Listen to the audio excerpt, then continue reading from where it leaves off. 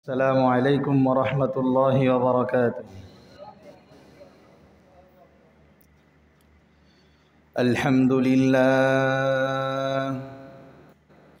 الحمد لله نحمده ونستعينه ونستغفره ونؤمن به ونتوكل عليه ونعوذ بالله من شرور أنفسنا ومن سيئات أعمالنا. من يهده الله فلا مضل له ومن يضلله فلا هادي له. ونشهد أن لا إله إلا الله وحده لا شريك له، ونشهد أن سيدنا وسندنا ومولانا محمدًا عبده ورسوله الذي أرسله بالحق بشيرا ونذيرا وداعيا إلى الله بإذنه وسراجا منيرا. أما بعد فقد قال الله تبارك وتعالى في كلامه المجيد وفي فرقانه الحميد.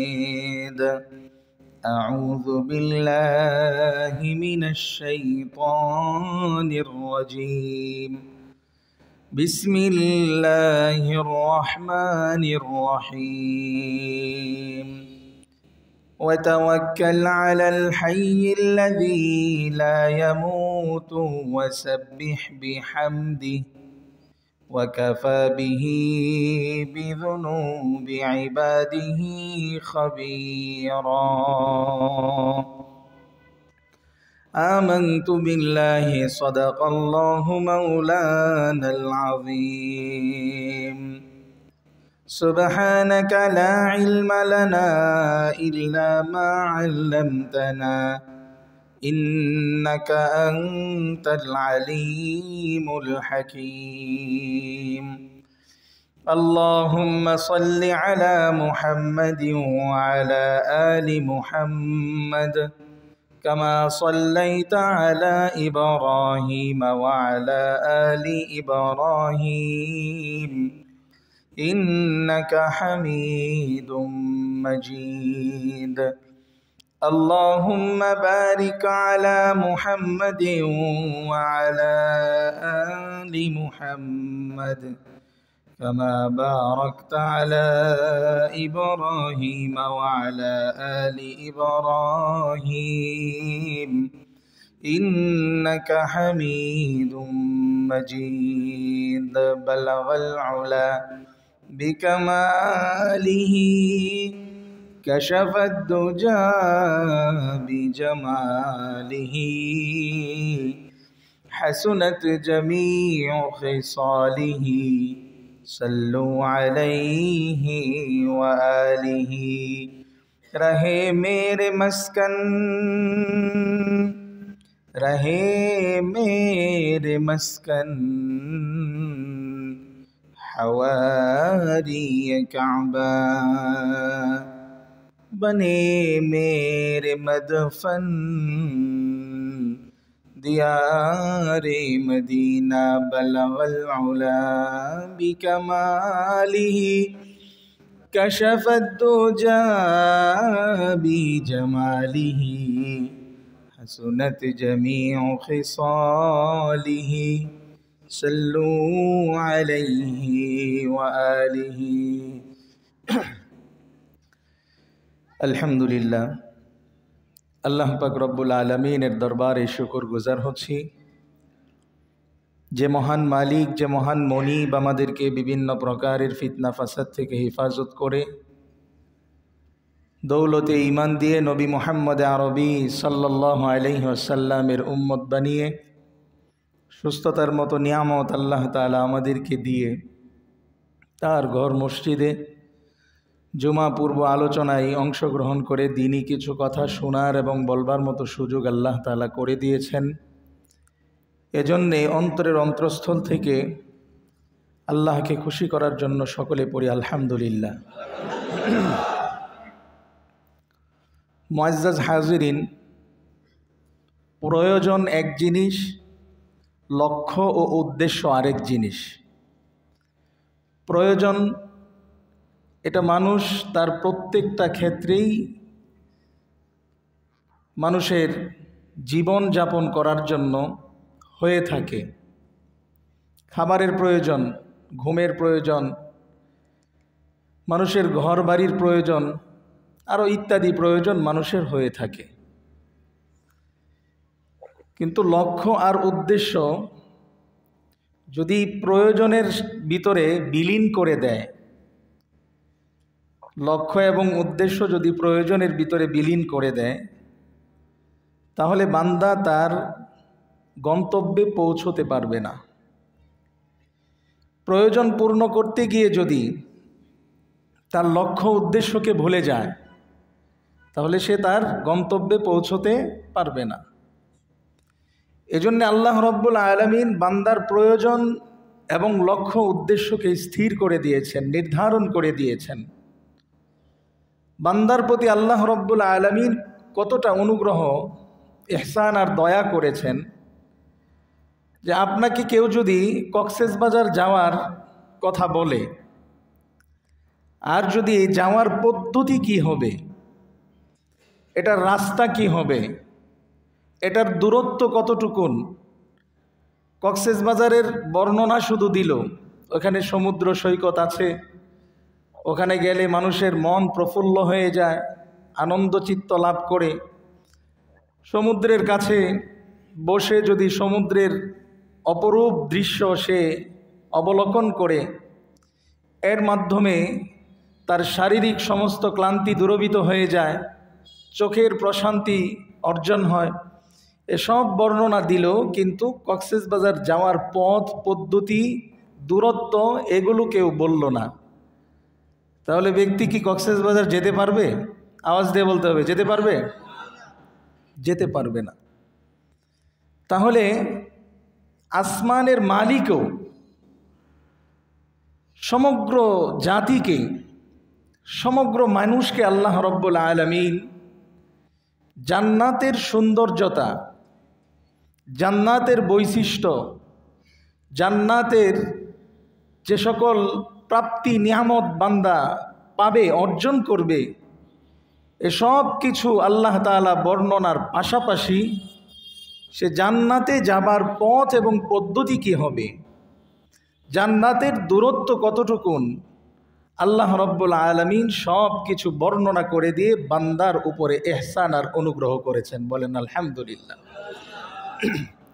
যদি জান্নাতের কথাই আল্লাহ তাআলা উল্লেখ করতেন, জান্নাতের পথ, জান্নাতে যাওয়ার পদ্ধতি, এটার দূরত্ব যদি আমাদের সামনে বর্ণনা না করতেন, তাহলে আমি, আপনি, আমরা কেউ জান্নাতে যেতে পারতাম না। এজন্য আল্লাহ রাব্বুল আলামিন জান্নাতে যাওয়ার পথ এবং পদ্ধতি কি হবে বান্দাকে বর্ণনা করে শুনিয়েছেন, জানিয়েছেন।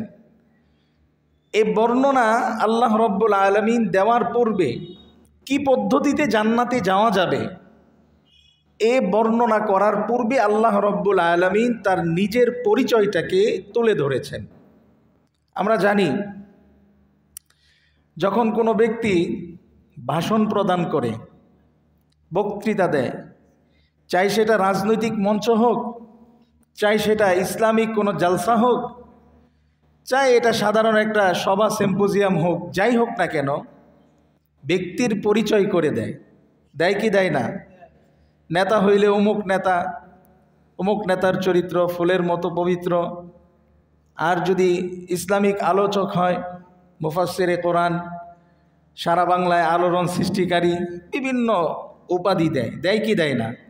মুহতারাম হাজিরিন, আল্লাহ রাব্বুল আলামিন ও প্রত্যেকটা বক্তব্য পেশ করার পূর্বে এভাবে তার পরিচয়কে বান্দার সামনে তুলে ধরেছেন। কেন? কারণ বক্তার পরিচয়, বক্তার ব্যাপারে উপস্থাপনা, এটা একথার প্রমাণ দেয় বা একথার জানান দেয় যে বক্তা আসলেই বা যিনি বলবেন তিনি আসলেই যোগ্য, তিনি আসলেই বলার হক রাখেন, তিনি আসলেই বলতে পারেন। এই ধরনের অনুভব শ্রোতা যারা আছে তারা করে থাকে। এজন্য আল্লাহ রব্বুল আলামিনও জান্নাতের পথ পদ্ধতি কি হবে এটা বর্ণনা করার পূর্বে তার পরিচয়টাকে আল্লাহ তাআলা কালামে হাকিমে তুলে ধরেছেন।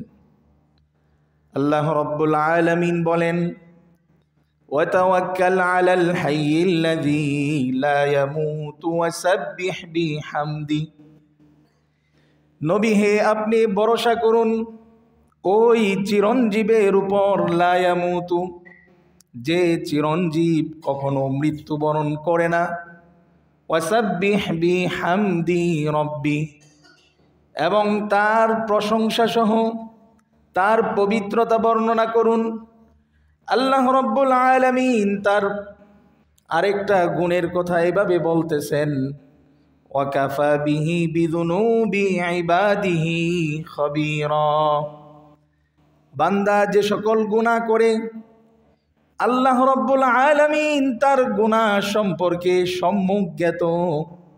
এমনটা নয় যে বান্দার গুনাহ থেকে আল্লাহ রব্বুল আলামিন বান্দার গুনাহ সম্পর্কে কিছু জানেন না, তার পাড়া প্রতিবেশী আত্মীয় স্বজন থেকে তার ব্যাপারে সাক্ষী নিতে হবে, এমনটা নয়। বরং আল্লাহ রব্বুল আলামিন বক্তব্য পেশ করার পূর্বেই বলতেছেন, ওয়াকাফা বিহি বিযুনুবি ইবাদিহি খবীরা। বান্দার গুনার ব্যাপারে আল্লাহ রব্বুল আলামিন তিনি নিজেই সাক্ষী হিসেবে যথেষ্ট।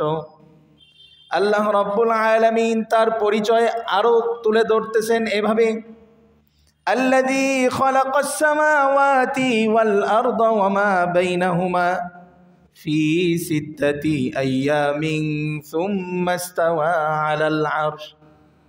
আল্লাহ রব্বুল আলামিন বলতেছেন, তুমি যেই আসমানের নিচে জমিনের উপরে গুনাহ করবে, তুমি যেই গুনাহের আসবাব উপায় উপকরণ এগুলো গ্রহণ করে গুনাহ করবে, আল্লাহ রব্বুল আলামিন বলতেছেন আমি কতটা ক্ষমতাবান দেখো। খালাকাস সামাওয়াতি ওয়াল আরদা ওয়া মা বাইনাহুমা ফি সিত্তাতি আইয়াম। তুমি যে জমিনে বসবাস করো, যে আকাশের নিচে তুমি থাকো, এই আসমান এবং জমিন, শুধু তাই নয়, আসমান জমিনের মাঝে যা কিছু আছে আমি রব্বুল আলামিন 6 দিনে তা সৃষ্টি করেছি। আল্লাহ রব্বুল আলামিন এরপরে বলতেছেন, আর রহমান ফাসআল বিহি খবীরা। তিনি তো রহমান, তিনি তো দয়ালু। তিনি কেমন দয়ালু? অন্য আয়াতে আল্লাহ তাআলা বলতেছেন, ওয়ালাউলা ফাদলুল্লাহি আলাইকুম ওয়া রাহমাতুহু লাকুনতুম মিনাল খাসিরিন। তোমাদের ঘড়ির ভিতরে তো সেকেন্ডের কাঁটা আছে। আল্লাহ তাআলা বলেন, না না, তোমার চোখের পলক পড়তে যতটুকুন সময় লাগে, এই সময়টুকুন যদি আল্লাহ তাআলার রহমত থেকে খালি হতো, আল্লাহ তাআলার দয়া থেকে যদি খালি হতো, লাকুনতুম মিনাল খাসিরিন, নিঃসন্দেহে তোমরা সকলেই ক্ষতিগ্রস্ত হয়ে যেতে। আসমানের মালিক কি পরিমাণ দয়া আর অনুগ্রহ করেছেন। আকাশের ভিতরে চন্দ্র, আকাশের ভিতরে সূর্য, এই সূর্য যদি তার তীব্রতা তোমাদের মাঝে ছেড়ে দেয়, জমিন তোমাদের জন্য বসবাসের অনুপযোগী হয়ে যায়। ঘরের ভিতরে শান্তি পাও না, বাহিরে গিয়ে শান্তি পাও না, এসির রুমের ভিতরে বসেও তোমরা শান্তি অনুভব করো না। আল্লাহ রব্বুল আলামিন দয়া করে সূর্যের টেম্পারেচারকে তোমাদের জন্য সহনীয় পর্যায় করে দিয়েছেন। না করে আল্লাহ রব্বুল আলামিন সূর্যের ভিতরে যে প্রখর এই প্রখরতা যদি তোমাদের মাঝে আল্লাহ তাআলা দিতেন, এক মুহূর্তের জন্য বসবাস করা তোমাদের জন্য সম্ভব হতো না।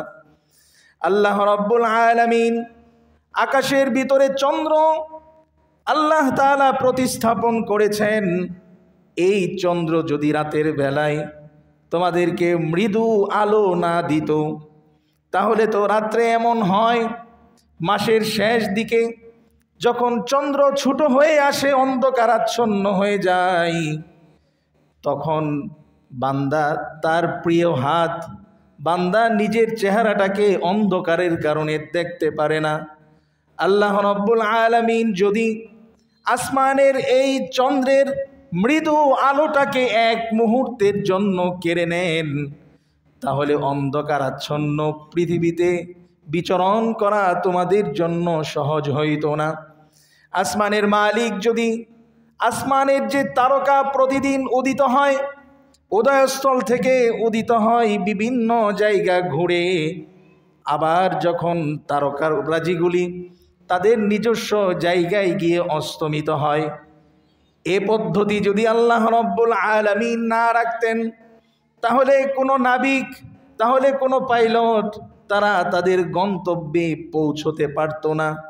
তারা পথভ্রষ্ট হয়ে যেত, তারা লক্ষ্যভ্রষ্ট হয়ে তারা নিশ্চিত ধ্বংসের দিকে নিপতিত হতো। এজন্য আল্লাহ রাব্বুল আলামিন বলতেছেন আর রহমান, তিনি তো দয়ার সাগর, তিনি তো দয়ালু। কেমন দয়ালু! তিনি কাফের, মুশরিক, হিন্দু, বৌদ্ধ, খ্রিস্টান নির্বিশেষে তিনি এমন এক অক্সিজেন পদার্থ দিয়েছেন, এটা এক মুহূর্তের জন্য যদি তোমাদের নাকের কাছ থেকে সরিয়ে নেন, তাহলে নিশ্চিত তোমাদের রূহ বের হয়ে যাবে। কথা ঠিক কিনা?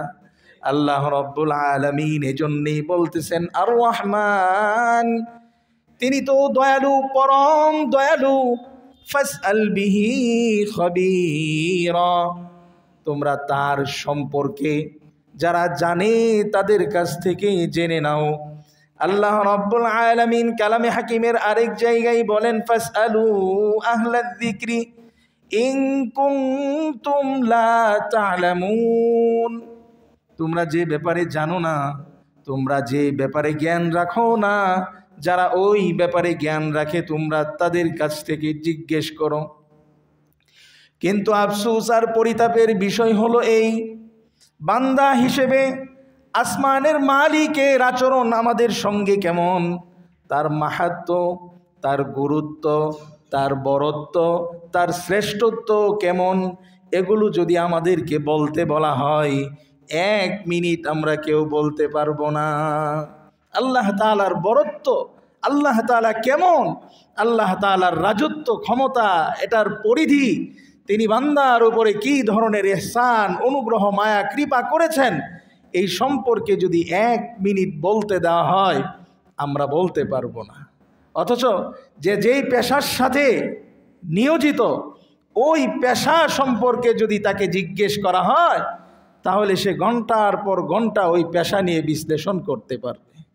যদি তার নেতাকে নিয়ে কথা বলতে দেওয়া হয়, তাহলে নেতার 14 গোষ্ঠীর ইতিহাস শোনায় দিবে। নেতা কখন কোথায় প্রস্রাব করেছে, পায়খানা করেছে, কোথায় যাত্রা বিরতি করেছে, এইটা পর্যন্ত তার মুখস্থ আছে। কিন্তু আসমানের মালিক, যিনি তার উপরে দয়া অনুগ্রহ করেছেন, এই ব্যাপারে নিজে তো জানেই না, এটার যে জানার প্রয়োজনীয়তা আছে, যারা জানে তাদের কাছ থেকে যে জানতে হয়, এই কথাটুকুনো জানে না। কথা ঠিক কিনা? এজন্য আল্লাহ রাব্বুল আলামিন তার বরত্ব প্রকাশ করার সময় এ কথা বলেছেন আর রহমান, তিনি কেমন দয়ালু, তার দয়া সম্পর্কে যারা জানে তোমরা তাদের কাছ থেকে তার সংবাদ নিয়ে নাও, তাদের কাছ থেকে তোমরা এই খবর নিয়ে নাও। এরপরে আল্লাহ তাআলা বলতেছেন ওয়াইযা কিলা লাহুমুসজুদু লিররহমান ক্বালু ওয়ামার রহমান আনাসজুদু লিমা তা'মুরুনা ওয়াজাদাহুম নুফুরা।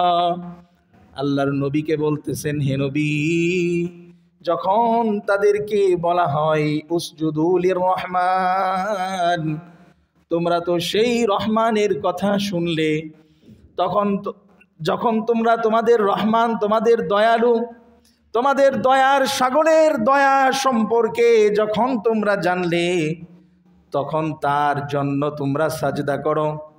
তখন তারা বলে উসজুদু ক্বালু আমার রহমান।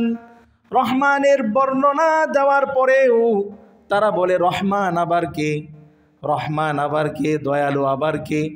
তারা একেবারেই অস্বীকার করে, যেমনটা আমরা করে থাকি। আল্লাহ আল্লাহর রসুলের কথা শোনানো হয়, বিভিন্ন সময় প্রতিশ্রুতি নেওয়া হয়। আল্লাহ এবং আল্লাহর রসুলের হুকুম মানার ক্ষেত্রে দয়ালু ব্যক্তি যেই রব দয়া করেছেন, আল্লাহ রব্বুল আলামিন কালামে হাকিমে ইরশাদ করেন, হাল জাযাউল ইহসানি ইল্লাল ইহসান।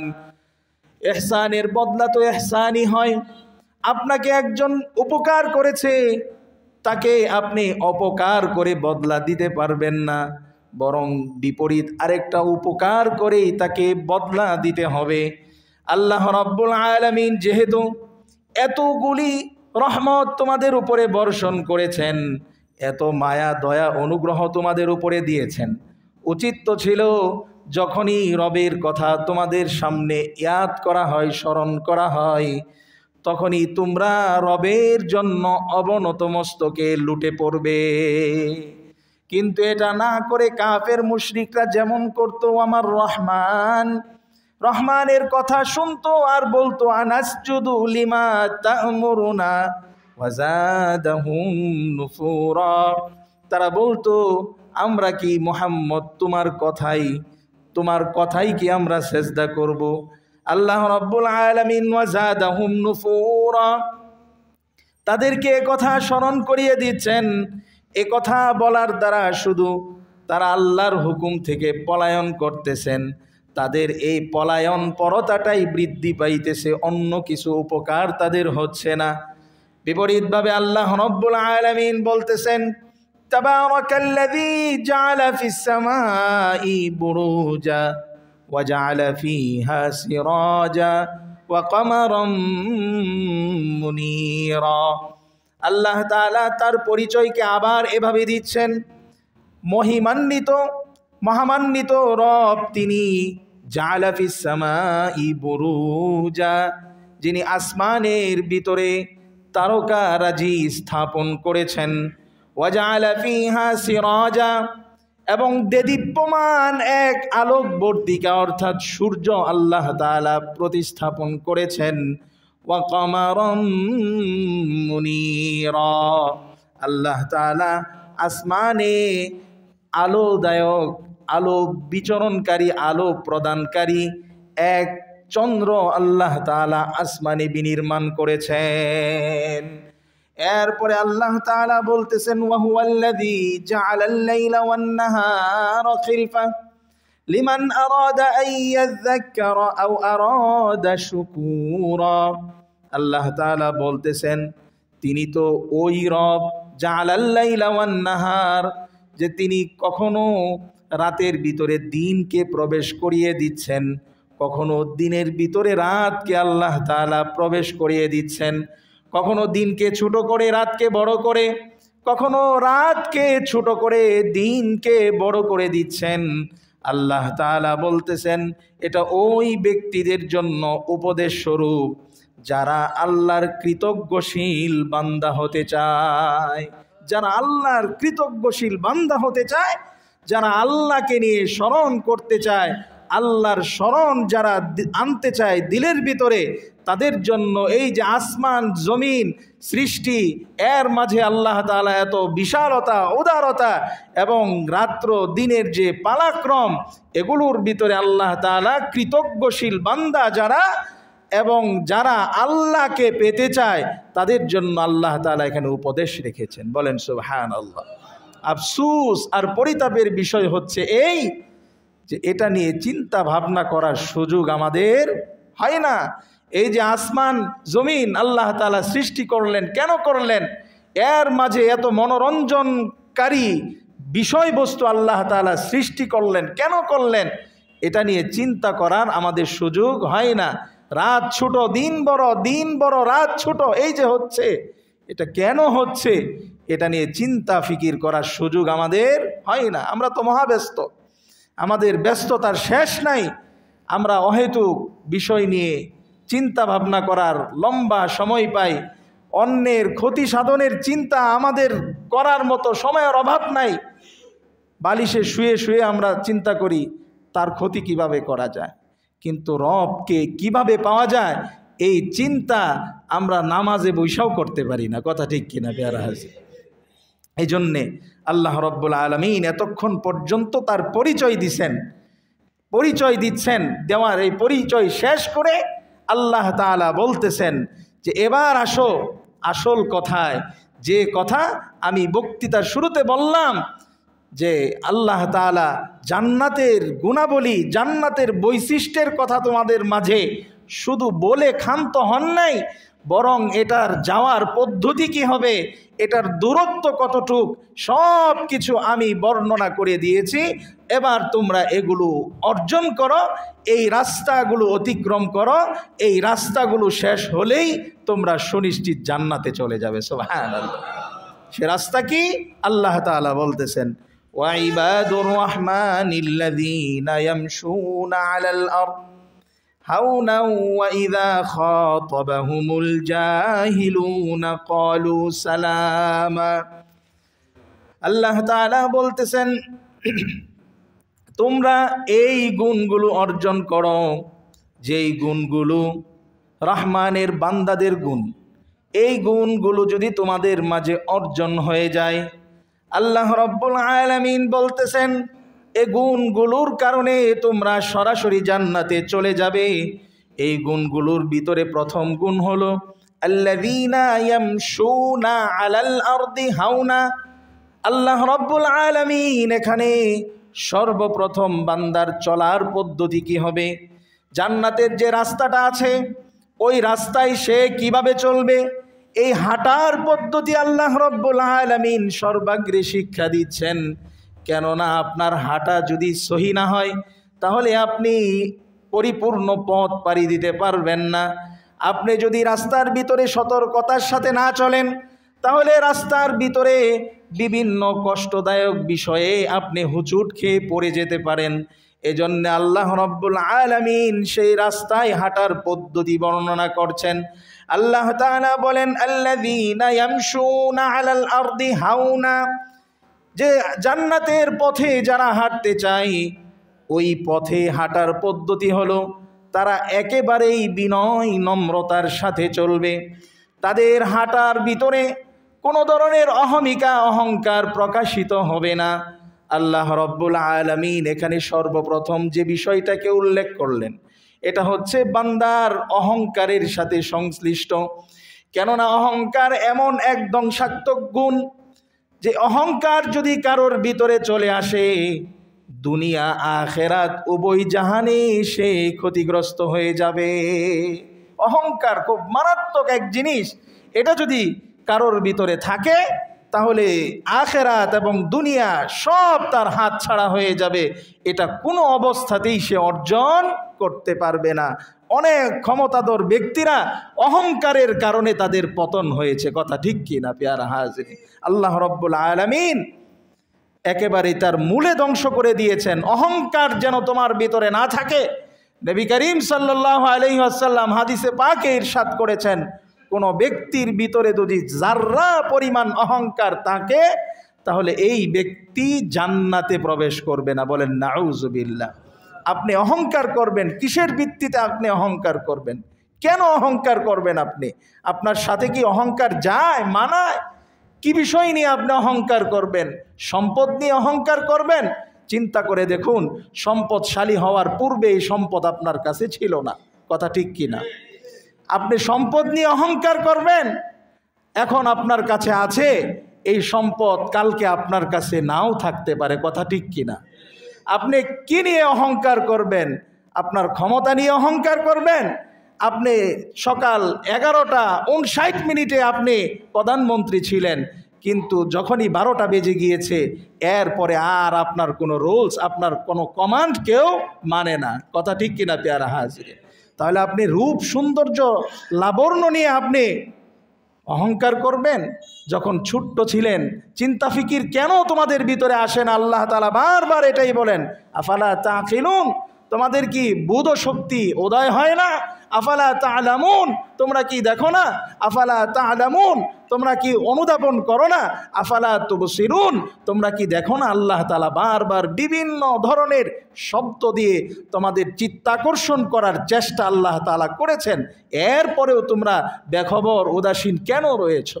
আল্লাহ তাআলা বোঝাতে চাচ্ছেন, যখন তুমি শৈশবে ছিলে, ছোট ছিলে, তোমাকে একটু আদর করার জন্য, তোমাকে স্নেহসুলভ আদর করার জন্য হয়ে থাকতো তোমার আত্মীয় স্বজন। কখন তোমাকে কোলে নিবে, একটু চুমু খাবে, কখন তোমাকে তার পকেট থেকে টাকা খরচ করে একটা মজা কিনে দিয়ে তোমার সে দিলের ভিতরে আত্মতৃপ্তি পাবে। এই অবস্থা কি তোমার উপরে যায় নাই? আবার কি তোমার উপরে এই অবস্থা আসে নাই যে তোমার চেহারার এত বিশ্রী হয়েছে, তোমার চেহারার দিকে মানুষ তাকায় না?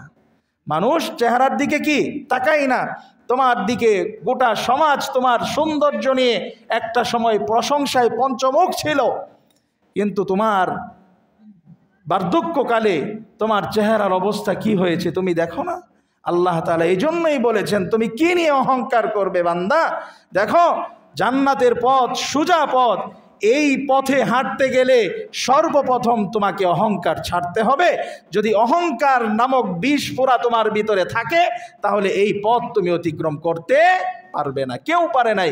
পৃথিবীতে যে যেই জায়গায়, পৃথিবীতে যে যেই জিনিস নিয়ে অহংকার করেছে, আল্লাহ তাআলা ওই জিনিস দিয়েই তাকে পতন করেছে। কথা বলেন ঠিক কিনা? ফেরাউন রাজত্ব নিয়ে অহংকার করেছিল, নিজেকে রব দাবি করত। আল্লাহ তাআলা তার ক্ষমতা শেষ করেছেন কি করেন নাই? করছে কি করেন নাই? পেয়ারা হাজিরিন, এজন্য অহংকার এটা বান্দার সাথে কোনো অবস্থাতেই যায় না। আল্লাহ তাআলা হাদিসে কুদসিতে ইরশাদ করেছেন, আল কিবরিয়া ও রিজাই, যে অহংকার হচ্ছে কেবলমাত্র শুধুমাত্র আল্লাহ তাআলার সাথে যায়, আল্লাহ তাআলার চাদর। এই অহংকার যে কোনো ব্যক্তি যদি করে, তাহলে সে যেন আল্লাহর চাদর ধরে টান দিল। বলেন নাউজুবিল্লাহি মিন যালিক। যেটা আল্লাহর গুণ, যেটা আল্লাহর সাথে মানায়, এটা বান্দা কোনো অবস্থাতেই নিজের ভিতরে আনতে পারে না। এজন্য অহংকার করলে বান্দা ধ্বংস অনিবার্য হয়ে যায়। এরপরে আল্লাহ তাআলা বলতেছেন, ওয়াইযা খাতাবাহুমুল জাহিলুনা ক্বালু সালামা। জান্নাতে যারা যাবে, জান্নাতের পথ যারা অতিক্রম করবে, এ পথে চলার ক্ষেত্রে সে যখন আল্লাহর ইবাদত বন্দিগিতে নিমগ্ন হয়ে যাবে, সে যখন আল্লাহ এবং আল্লাহর রাসূলকে খুশি করার জন্যে নিজের পরিবার পরিজন আত্মীয় স্বজন সব কিছুকে ছেড়ে দিয়ে আল্লাহ এবং আল্লাহর রাসূলের সন্তুষ্টি তার লক্ষ্য উদ্দেশ্য হয়ে যাবে, তখন সব কিছু তার কাছে তুচ্ছ হয়ে যাবে। যখন সে আল্লাহকে খুশি করার জন্য ব্যয় করা শুরু করবে, তখন তার পরিবার পরিজন বলতে থাকবে, আরে এত আল্লাহর রাস্তায় খরচ করা লাগে নাকি? আল্লাহর রাস্তায় যখন সে জান কুরবান করার জন্য একেবারে উদ্গ্রীব হয়ে যাবে, তখন পরিবার পরিজন আত্মীয় স্বজন বাধা দিবে, আরে ভাই এটা তো আমাদের কাজ না, আরে এখনও তো আমাদের দেশে খেলাফত কায়েম হয় নাই, এখনও তো ইসলাম প্রতিষ্ঠিত হয় নাই। বিভিন্ন কথা বলে মূর্খ লোকটা তাদেরকে সম্বোধন করবে। আল্লাহ তাআলা বলেন যে আল্লাহর রাস্তায় চলতে গেলে অনেকেই অনেক ধরনের টিকা টিপ্পণী করবে, তিরস্কার বৎসনা বিবৎসনা করবে।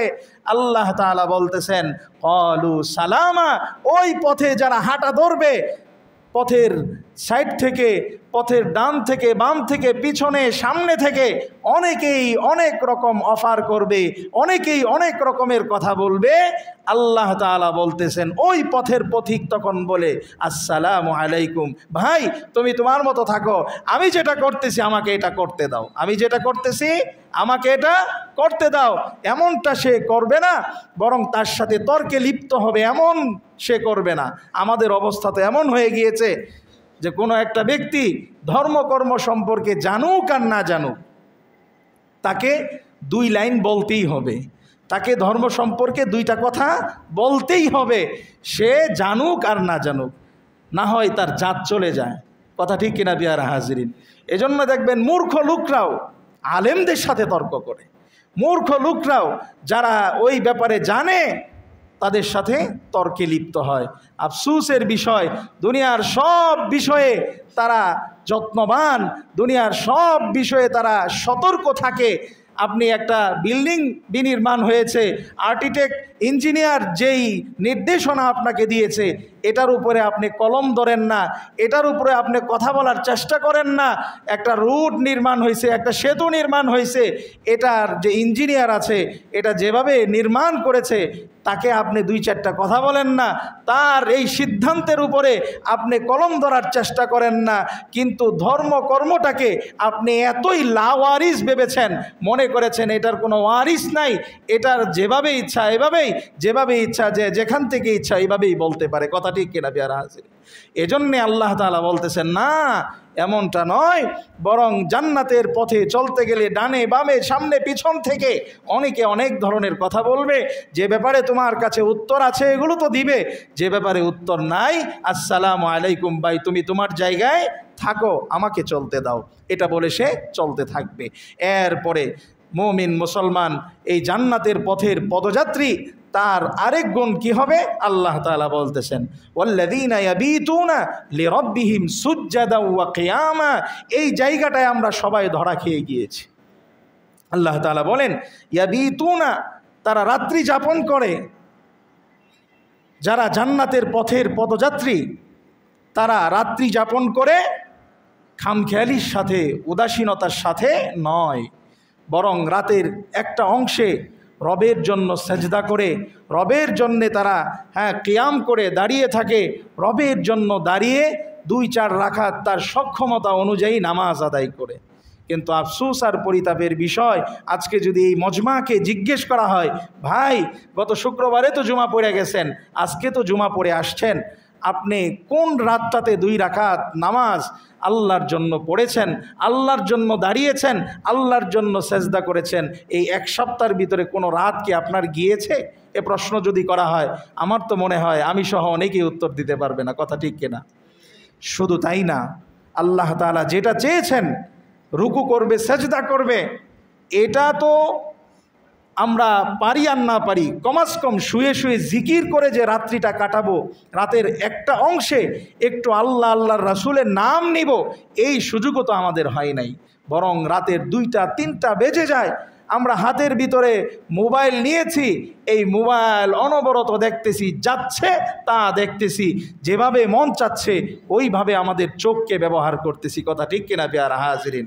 এই বদগুণ যদি মুমিন মুসলমানের ভিতরে থাকে তাহলে জেনে রাখতে হবে, লিখে রাখতে হবে যে আপনি যেই পথে হাঁটা ধরেছেন, জান্নাতের যে পথে আপনি হাঁটতেছেন, আপনি সেই পথের পথচারী এখনো হতে পারেন নাই।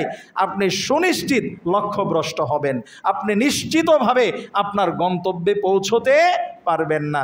এজন্য আল্লাহ তাআলা গুণ বর্ণনা করে দিয়েছেন যে তারা রাত্রের বেলায় শুধু খামখেয়ালি, শুধু ঘুম, এগুলোর মাধ্যমে তাদের রাত অতিবাহিত করবে না, বরং রাত্রে সাজদা করবে, কিয়াম করবে, দণ্ডায়মন হয়ে আল্লাহর জিকির আজগারের মাধ্যমে তার রাত্রিটাকে অতিবাহিত করবে। পেয়ারা হাজিরিন, এরপর আল্লাহ রাব্বুল আলামিন বলেন ওয়াল্লাযীনা ইয়াকুলুনা রাব্বানা আসরিফ আন্না আযাবা জাহান্নাম ইন্না আযাবাহা কানা গরামা।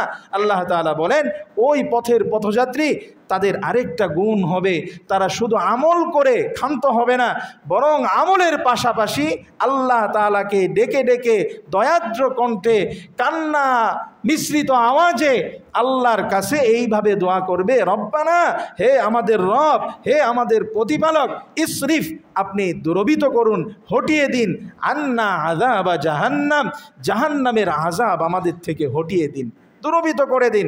আল্লাহর কাছে দোয়া করবে, শুধু আমলের ভিতরে সীমাবদ্ধ থাকবে না, বরং আল্লাহর কাছে চাইবে জাহান্নাম আমাদের থেকে দূরে সরিয়ে দিন, জাহান্নামের আযাব থেকে আমাদেরকে দূরে সরিয়ে দিন।